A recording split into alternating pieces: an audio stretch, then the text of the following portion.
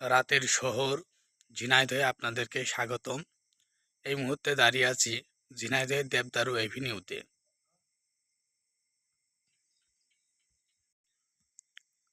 দেবদারু এভিনিউতে সারি সারি লাইট জ্বলছে, খুব সুন্দর দেখা যাচ্ছে। মনে হচ্ছে দেবদারু এভিনিউটি নতুন রূপে আবারও সজ্জিত হয়েছে। দেবদারু এভিনিউ এবং ঝিনাইদহের ক্যাসেল ব্রিজ দুইটাই নতুন রূপে সজ্জিত দেখা যাচ্ছে। ক্যাসেল ব্রিজে লাইটগুলো খুব সুন্দরভাবে জ্বলছে।